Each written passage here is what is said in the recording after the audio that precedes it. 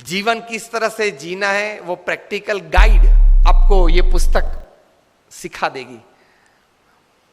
इतनी ताकत, you will be able to basically balance your life, balance your thought processes and thus balance your practicals in day to day life.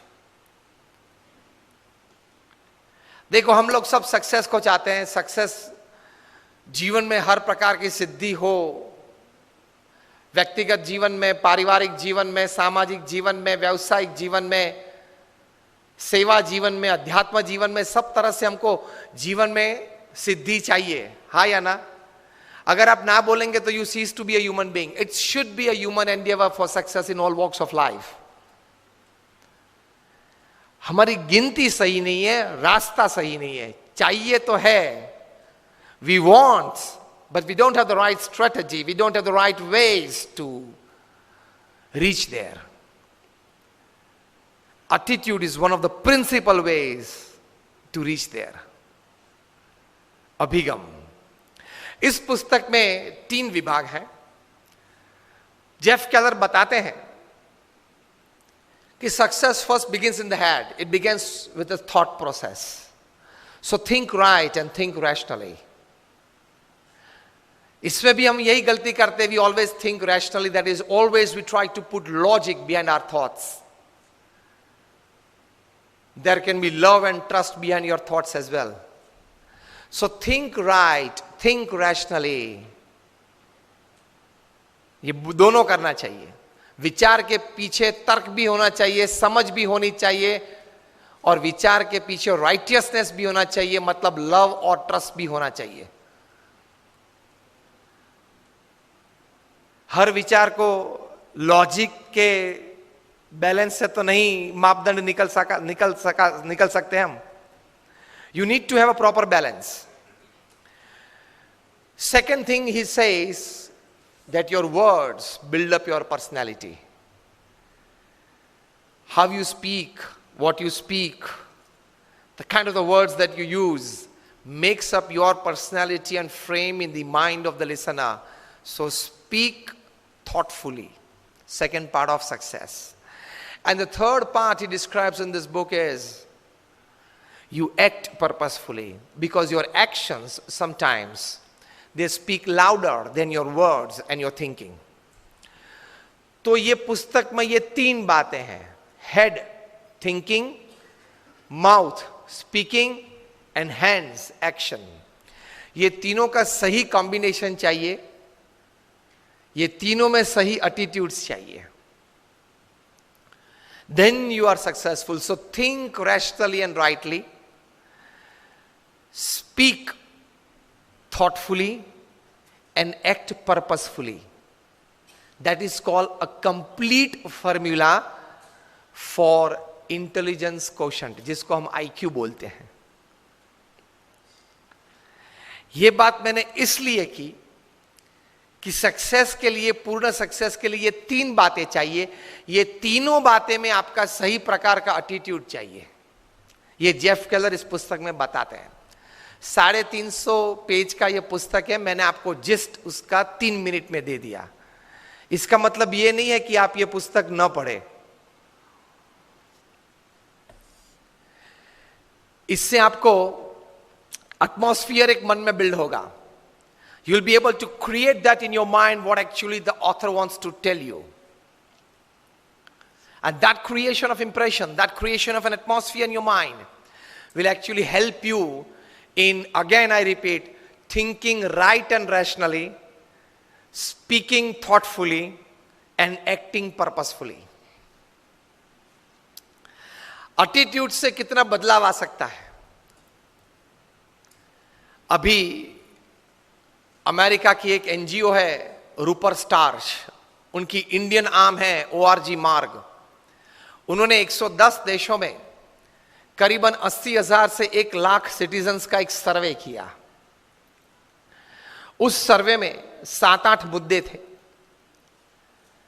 Basically the concept of this survey was how actually people are happy in life, what are the factors that actually make a person happy in life.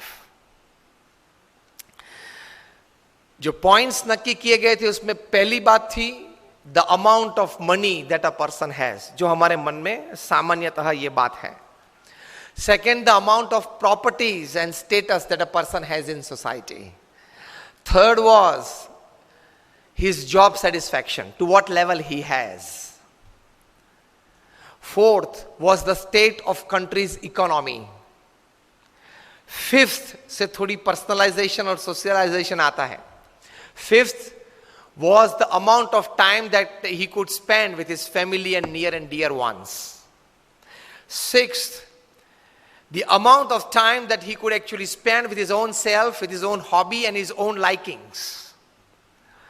Seventh, the role of religion and spirituality in his life. And eighth, the physical, mental and the emotional state of health that he enjoys in his life. आपको जान के ताज्जुब होगा कि इसमें the happiest people upon this earth were Indians. उसमें प्रथम चार बात में तो हमारा क्रमांक बहुत पीछे था. The amount of money that he has, हमारे से यूरोपियंस और अमेरिकन के पास ज्यादा पैसे हैं. The amount of properties and status that he has, the state of country's economy, his job satisfaction, ये कहीं मुद्दे में भारत कहीं पीछे था. लेकिन बाकी के जो तीन चार मुद्दे हैं उसमें भारत और भारतीय लोग कहीं आगे थे. उसमें आता था the amount of time he could spend with his family and friends and near and dear ones. Second was the role of religion and spirituality in his life. Third was the physical, mental and emotional state of health that he enjoyed. ये तीन चार बातें में भारत बहुत आगे था, इसलिए overall marking system में भारतीय आगे निकल गए. And they concluded in the report that Indians were the happiest persons upon this earth. तो अगली जो चार बातें उसमें मटीरियलिज्म, स्थूल भाव है. पिछली जो चार बातें हैं उसमें एटीट्यूड्स हैं और सूक्ष्म भाव है.